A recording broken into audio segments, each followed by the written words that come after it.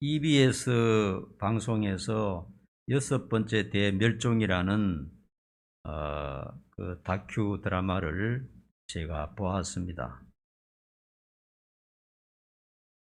보니까 참 의미심장하고 볼만하더라고요.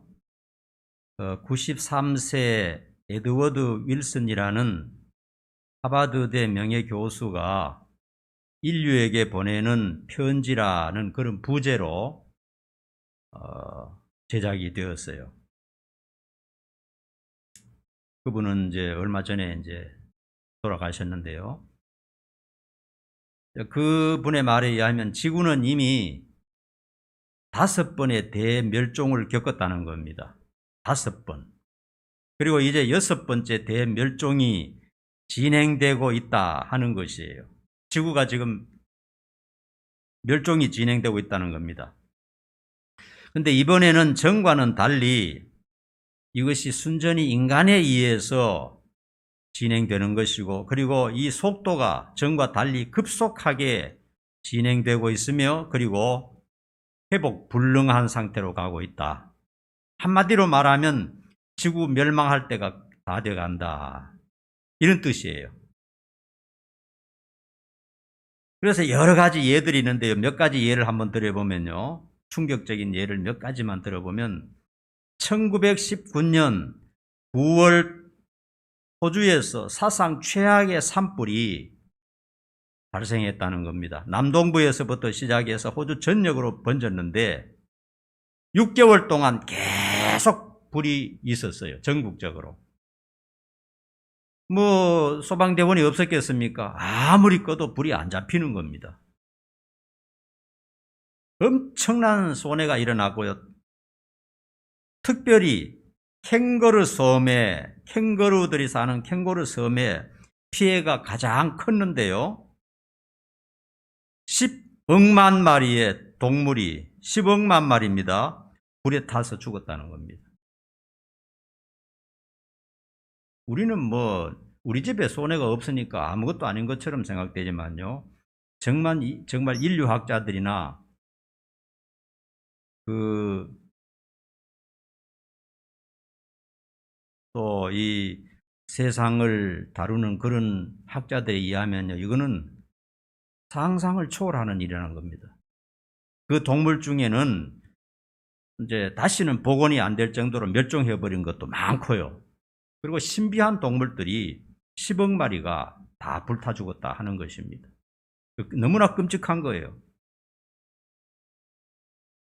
그 이유는 무엇이냐? 지구온난화로 인해서 온도가 그냥 너무 올라갔기 때문에 불이 꺼지지 않고 그렇게 불이 번졌다 하는 것입니다.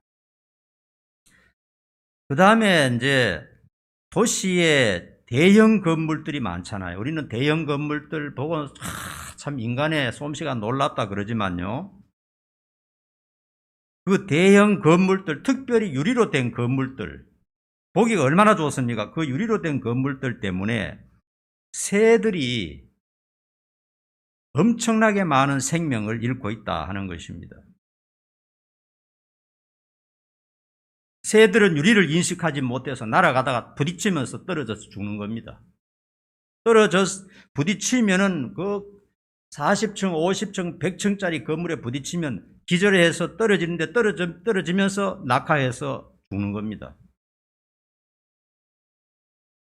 그 새 숫자가요, 미국에만 1년에 연간 6억 마리입니다. 6억 마리. 캐나다에서만 연간 2,500만 마리. 그러니까 전 세계적으로 얼마나 많은 새들이 1년에 죽는가 하는 것을 알 수가 있어요.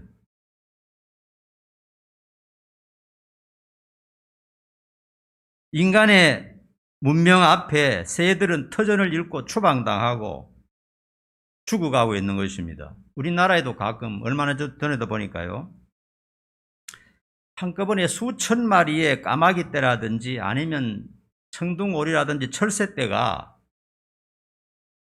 철새들이 떼를 지어서 어떤 이 전선줄 같은데 아니면 동네에 와서 수백 마리가 그냥 진을 치고 있다는 겁니다. 그 이유가 뭐냐 하니까 저 북방에서 살다가 예를 들자면 이제 철을 따라서 살기 위해서 자기 집으로 돌아온 겁니다. 말하자면, 쉽게 말하자면. 그런데 자기 집에 돌아와 보니까 인간들이 전부 파헤쳐버리고 아무것도 없는 거예요.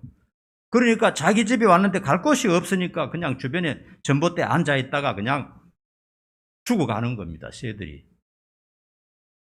이건 우리 인간에게 비하면 어떠냐 하면, 어디 미국에 여행 갔다 왔는데 어느 날 갔다 오니까 우리 집이 그냥 싹 없어져 버렸어요. 그러니까 갈 곳이 없어서 소방대는 그와 마찬가지라는 겁니다, 새들이.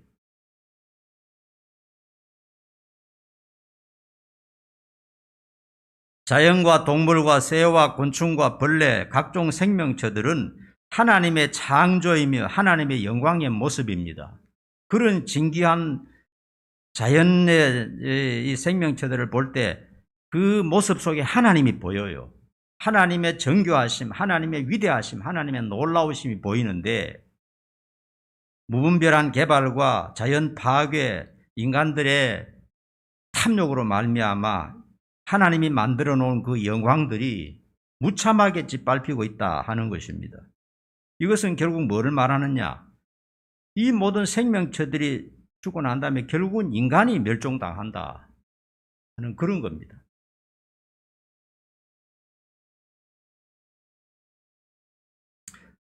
지구온난화로 인해서 전 세계가 지금 가뭄, 홍수, 허리케인, 눈폭풍, 토네이도로 몸살을 앓고 있어요.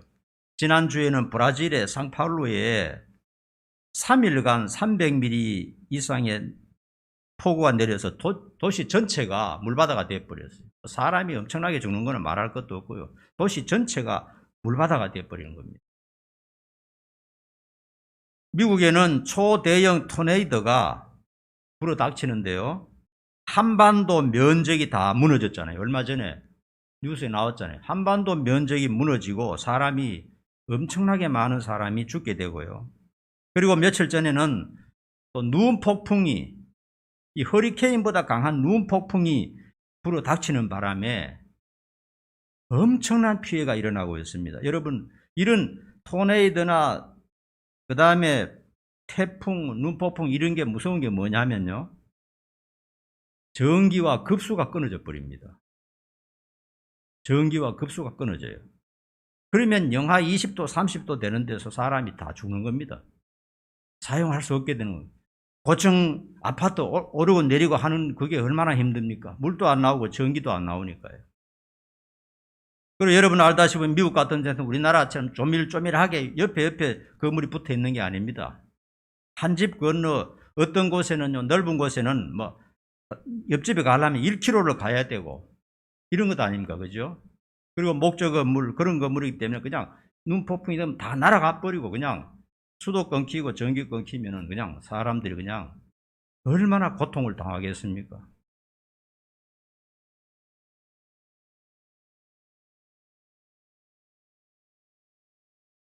세계 곳곳에 엄청난 재난은 여러분 당장 인터넷만 틀어보면 뭐 엄청나게 지금 볼 수가 있어요. 지금도 어느 곳에는 홍수가 나서 그냥 막 떠내려가고 어떤 곳에는 그냥 가뭄 때문에 아주 고통을 당하고 있고요. 이런 일들이 전 세계에 그냥 멸종을 지금 부추기고 있다 하는 그런 얘기입니다. 자연의 위험뿐만 아닙니다. 전쟁의 위험이 항상 지금 도사리고 있습니다. 1차 전쟁 때요, 1천만 명 이상이 사망했습니다. 2차 전쟁 때는요, 5천에서 7천만 명이 죽었어요. 얼마나 무섭습니까? 특별히 러시아 사람들이 많이 죽었는데 2차 전쟁 때는요, 러시아 사람만 2천만 명이 죽었어요. 그런데 지금도 보면요, 러시아의 그 대통령이요, 독재자가요, 우크라이나를 지금 전쟁하겠다고 지금 늘 보시죠, 뉴스를 통해서. 그죠? 그렇게 많이 죽고 그렇게 많은 손해가 있음에도 한 사람의 독재성을 가진 자가 사람들을 부추겨 가지고 이렇게 세상을 황폐하게 만들고 있어요. 그래서 전쟁을 일으키려는 독재자들, 정말 그들이 망하기를 나는 기도하고 있어요. 얼마나 많은 생명을 생명이 죽는 줄 알면서도 자기의 탐욕을 위해서 젊은이들을 전쟁터로 몰아넣는 그런 사악한 무리들이 얼마나 많은지 모릅니다.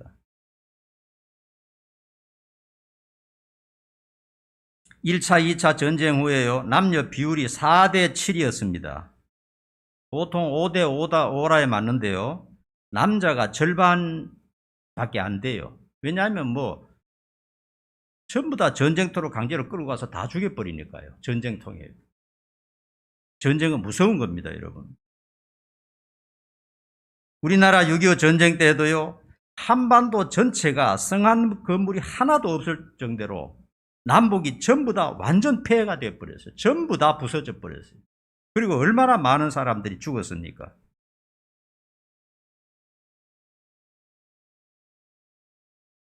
그러나 지금까지 그런 1차, 2차 대전쟁 이런 것은요, 아날로그 시대 전쟁입니다. 이제 전쟁이 일어나면요, 디지털 전쟁입니다. 한번 생각해 보세요. 상상하기도 끔찍하고 상상할 수도 없어요.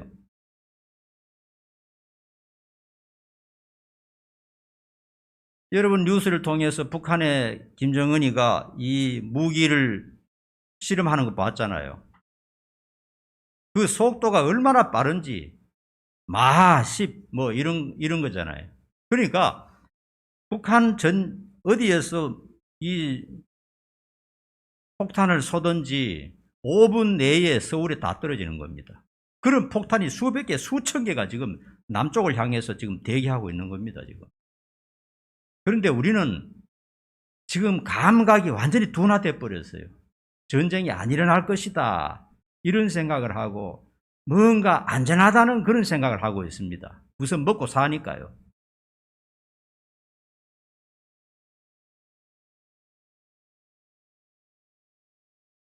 그들이 마련한 미사일들이 속도가 얼마나 빠른지 어떤 사드 같은 것도 이거 막을 수가 없는 겁니다. 그냥 속수무책으로 당할 수밖에 없어요. 그리고 북한에는 핵폭탄이 이미 수십 개가 만들어져 있다는 겁니다. 마음만 먹으면 그냥 이 남한은 초토화되는 겁니다.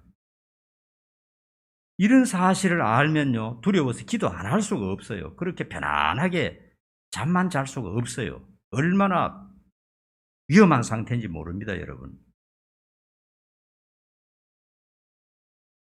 그게 우리 눈앞에 지금 와 있지 않습니까? 지금 멀리 있는 것도 아니고요.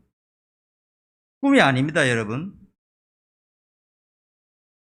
북한은 다른 것은 몰라도 무기만큼은 엄청나게 준비되어 있고요. 5분, 10분 만에 서울을 완전히 초토화시킬 수 있는 모든 만반의 준비가 다 갖춰져 있어요. 그러니까 미국이나 유럽에서는 계속 유엔에서 압박하고 안 된다 그러잖아요. 왜냐하면 그들이 하는 짓이 너무너무 무서우니까요. 그러나 우리나라는 그냥 아무것도 모르고 그냥 나대고 있는 거예요, 지금. 내가 볼 때는. 대한민국 어디 있다 해도 전쟁의 영향을 이제는 피할 수가 없습니다. 옛날에는 그냥 탱크로 밀어 올리고 그 다음에 총을 쏠 때는 그냥 남한으로 도망가면 됩니다. 그러나 지금은 갈 데가 없어요. 대한민국 전역이 사정권 안에 들어와 있습니다. 그 사실을 알아야 됩니다. 우리에게 닥친 위험들이 얼마나 위험하다는 것을 알고 있어야 됩니다. 여러분 알다시피 지구상에 사람을 죽이려고 파묻어 놓은 핵폭탄, 수소폭탄이요. 지구를 40번 잿더미로 만들고도 남는다 그러잖아요. 땅속에 파묻어 놓은 그런 무기들이요. 그리고 무서운 독재자 중국, 러시아, 북한이 우리나라를 둘러싸고 있습니다. 너무너무 무서운 자들입니다. 그 자들이요. 자기의 권력과 어떤 탐욕을 위해서 얼마든지 사람을 수백만 명 죽일 수 있는 그런 자들입니다. 그런 자들이 우리 주변에 지금 깔려 있어요. 사탄 마귀보다 더 악한 그런 모습을 하고 있는 것을 볼 수 있습니다.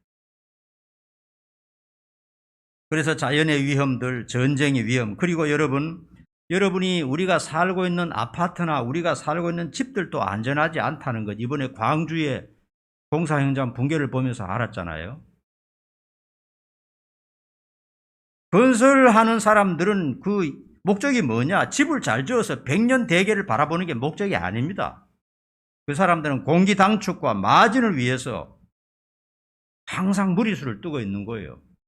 건축에 종사해 본 사람들은 압니다. 몇 년 전에도 인천에서 고급 아주 값비싼 주상 복합을 짓는데요. 내부인이 양심선언을 했습니다. 뭐냐면 설계도대로 철근을 넣지 않았어요. 그렇게 40층, 50층 되는 아파트에 설계도대로 하지 않고 철근 다 빼버리고 철근 빼버리고 이만큼 20mm 두께를 해야 되는데 10mm짜리 하고 그 다음에 100개를 넣어야 되는데 20개 빼버리고 80개 하고 그러면 우선 세우고 껍데기 하는 데는 콘크리트 쳐버리면 아무 문제가 없어요. 그리고 어떻게 지었는지도 몰라요. 그러나 그 설계대로 짓지 않을 때는 앞으로 어떤 일이 벌어지고 반드시 무너져서 엄청난 인명피해가 난다는 것을 다 안다는 겁니다. 그래서 그 철근 공사를 한 내부인이 양심이 너무 답답해서 그것을 양심선언했죠. 그러니까 우리가 살고 있는 아파트, 우리가 살고 있는 건물, 우리가 살고 있는 이 집들이요, 이거는 완전히 안전하다 그렇게 믿을 수가 없어요. 여러분 세계 곳곳에서 아파트들이 무너지고 집들이 무너지는 거 보잖아요.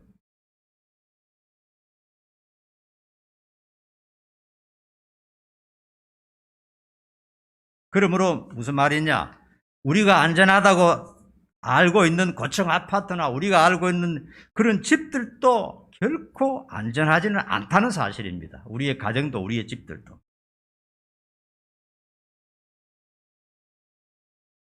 그리고요, 질병과 사고로 인한 사람들의 죽음이 우리 목전에 계속 다가오고 있지 않습니까?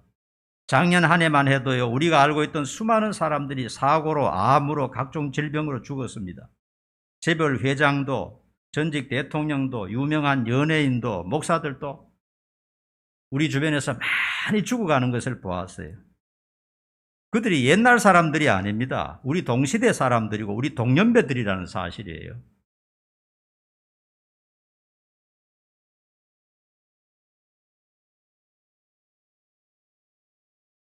치명적인 질병이나 사고나 죽음이 멀리 있지 않고 우리 가까이에 다가오고 있다는 사실입니다.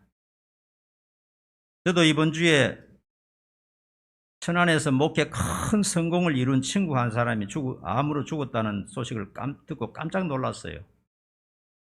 개척에서 교회가 얼마나 부흥되고 크게 했는데 지난주에 친구들을 만나서 아무개 목사 죽었는 거 아니야 그러는 거예요.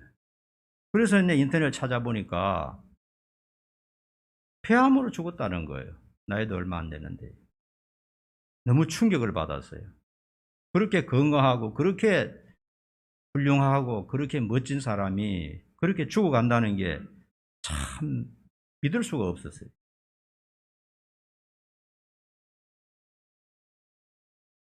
그리고 어제 그저께인가 보니까요, 뉴스에 보니까 20대가 고등학교 졸업하고 이제 준비하고 있는 10대 19살짜리를 칼로 찔러 죽였다는 겁니다. 왜 죽였느냐 하니까 일면식도 없어요.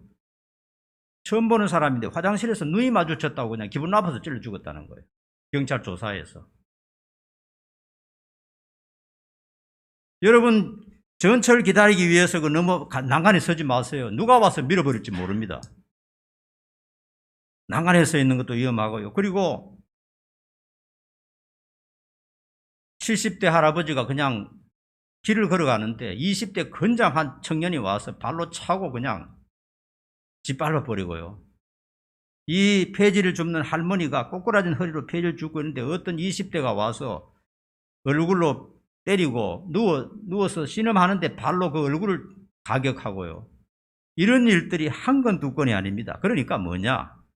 사람들도 안전하지 않다는 거예요. 사람은 괜찮겠지 사람도 안전하지 않다는 겁니다. 항상 자기 방비를 해야 되는 겁니다. 그리고 코로나로 인해서 사망자가요, 우리나라에도 5천 명이 넘었죠. 미국에는 90만 명이 사망했다고 합니다. 전 세계적으로 570만 명이 코로나로 사망했다는 겁니다. 그리고 앞으로 어떤 변이가 일어날지 모르고 또 어떤 전염병이 닥칠지 모르는 것입니다. 자, 이런 얘기를 쭉 했는데요. 여러분, 안전하지 않다는 것을 지금 말하는 겁니다. 자연도 그렇고요. 전쟁의 위험도 그렇고요. 우리가 살고 있는 건물도 그렇고요. 그리고 우리의 건강도 그렇고요. 언제 어떤 일이 벌어질지 아무도 모른다 하는 것입니다. 그러면 결과적으로 뭐냐? 오늘 본문 말씀대로 하나님만이 인간의 궁극적인 문제를 해결하실 수 있다 하는 것을 분명히 깨닫고 하나님 앞에 매달려야 됩니다. 어디에도 매달리고 어디에도 의지해서 안 됩니다. 하나님만이 우리의 인간의 비극적인 문제를 해결할 수 있다 하는 것입니다. 나와 내 가정을 지켜줄 안전한 곳은 어디에 있습니까? 전쟁과 질병, 늙음과 전 지구적인 멸종, 이런 비극으로부터 우리를 지켜줄 곳이 어디입니까? 국가도 가정도 직장도 그 어디에도 우리의 불행을 막아줄 곳은 없습니다. 여러분, 사람이 한 생을 산다는 것이요, 항상 질병과 암과 늙음과 이별과 아픔과 슬픔들로 가득합니다.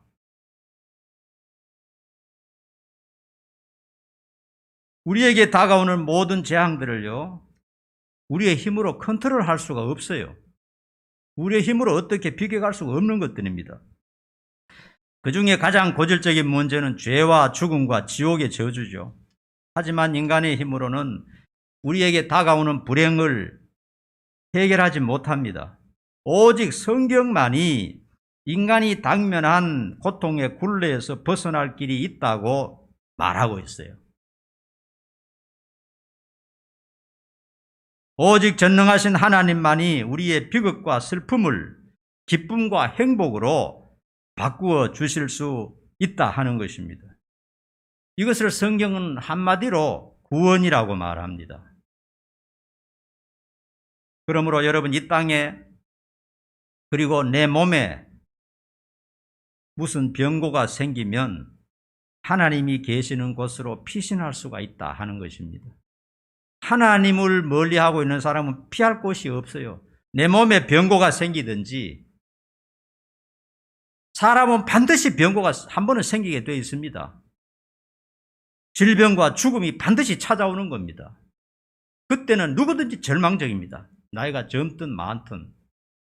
그러나 그것이 멀리 있는 것이 아니고 바로 우리 동시대에 내 주변에서 계속 일어나고 있는 것들이거든요. 그런 병고가 생길 때 인간은 절망밖에 아무것도 남는 게 없어요.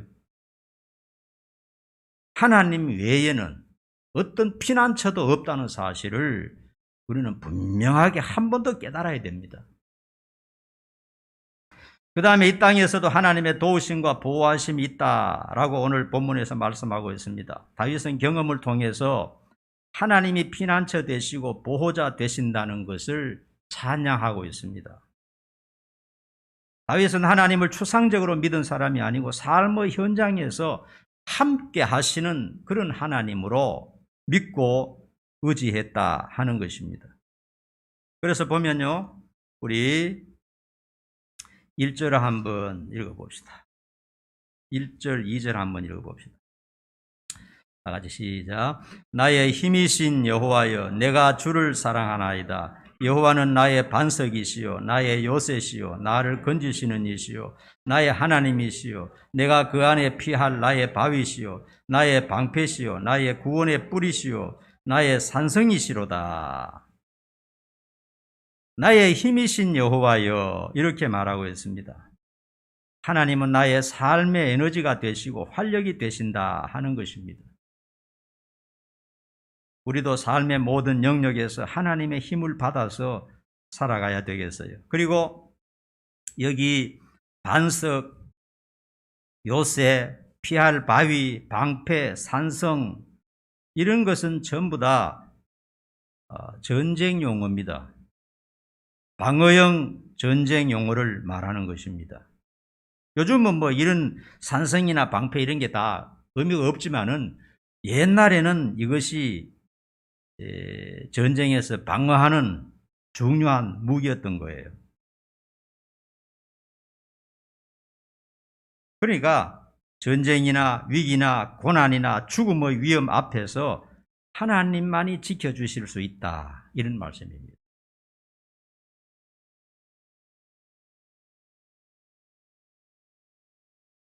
환난 날에 부르짖었더니 들으셨도다. 이렇게 말하고 있습니다. 6절 말씀 한번 보십시다. 시작. 내가 환난 중에서 여호와께 아뢰며 나의 하나님께 부르짖었더니 그가 그의 성전에서 내 소리를 들으시며 그의 앞에서 나의 부르짖음이 그의 귀에 들렸도다.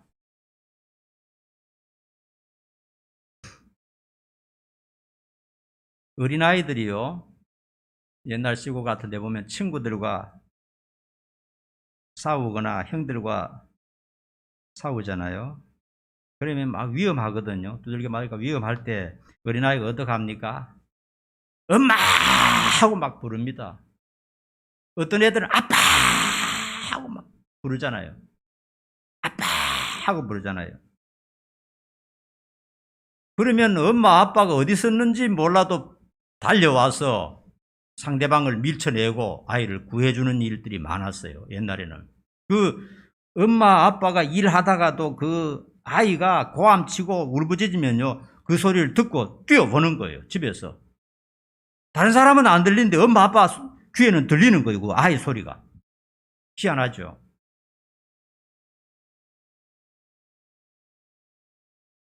만일 뛰어와서 도와줄 사람이 없다면 그냥 두드려 맞고 그냥 엎어지는 거죠. 우리가 이 세상을 살다 보면요, 환난과 시련의 날들을 피할 수가 없습니다. 악한 사람들로 말미암아 고난을 당하기도 하고요. 물질적인 큰 손해를 입고 시리에 빠지기도 하고요. 또 몸이 아파서 너무 힘들어할 때도 있고요. 또 나이가 들어 늙어갈 때 허무함, 그것을 느낄 때도 있고요. 인간 간의 갈등 속에서 살 맛을 잃어버릴 때도 있고요. 살다 보면 다 찾아오는 겁니다. 이런 위기와 어려움들이요. 만만치가 않아요. 그럴 때 우리는 하나님을 불러야 됩니다. 아빠 하고 불러야 돼요. 예수님도 말씀하셨잖아요. 아빠, 아버지라고 부르라고. 급하니까 아빠 하고 불러야 됩니다. 그럼 하늘에서 귀를 여시고 들으시고 하나님이 도와주신다는 것입니다.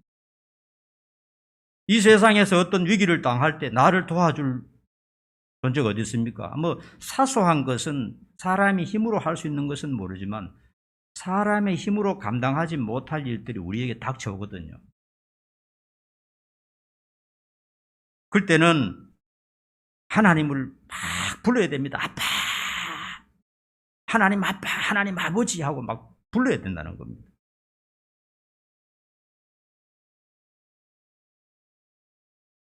주님께서 말씀하셨습니다. 하나님께서 말씀하셨어요. 환난 날에 나를 부르라. 내가 너를 건지리니 네가 나를 영화롭게 하리라. 환난 날에 나를 부르라고 했습니다.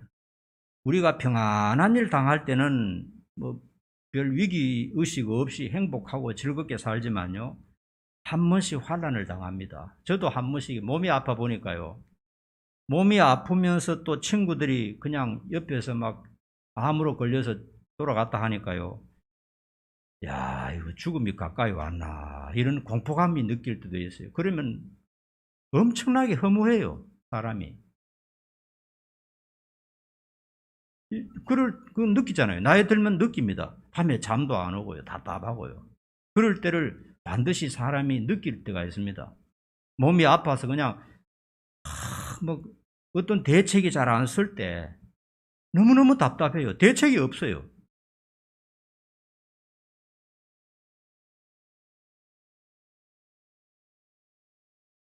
그럴 때 우리는 진정한 보호자 되시고 궁극적으로 우리의 문제를 해결해 주실 하나님을 찾아야 된다 하는 것입니다. 이 세상에 피난처가 어디 있습니까? 어디를 돌아봐도 다 위험한 곳이고요. 무서운 곳인데요.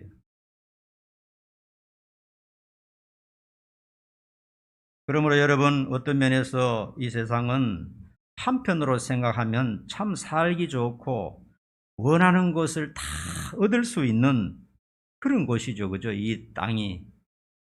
가고 싶은 데도 가고 먹고 싶은 것도 먹고 참 내가 하고 싶은 것도 하고 행복하게 살 수 있는 그런 참 낙원 같은 곳이기도 한데, 그러나 조금 더 곰곰이 다른 면으로 생각해 보면 내 인생에 대해서 어디에도 안전한 곳이 없다 하는 것을 깨닫게 될 것입니다. 그렇게 생각하는 사람은 이제 조금 철이 든 사람입니다.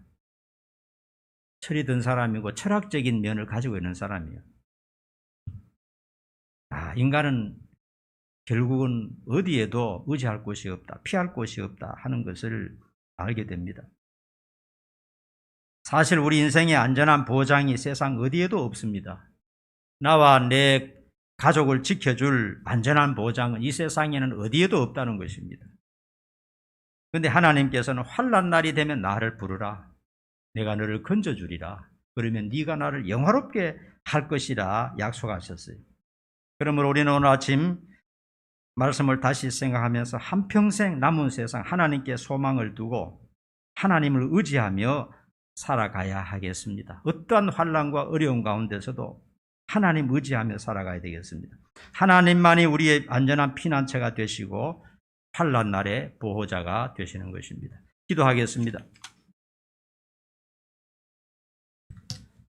이 세상은 어쩌면 참 살기 좋고 행복하고 모든 것을 손에 넣을 수 있는 것 같지만 다른 한편으로 생각해 보면 결코 안전한 곳이 없다는 것을 알 수가 있습니다. 하나님만이 우리의 피난처가 되시고 우리의 인도자가 되시고 우리를 행복하게 만들어주는 유일한 피난처임을 우리가 깨닫고 한평생 하나님 붙들고 의지하며 살아가게 도와주옵소서. 예수님 이름으로 간절히 기도하옵나이다. 아멘. 자, 찬양하겠습니다.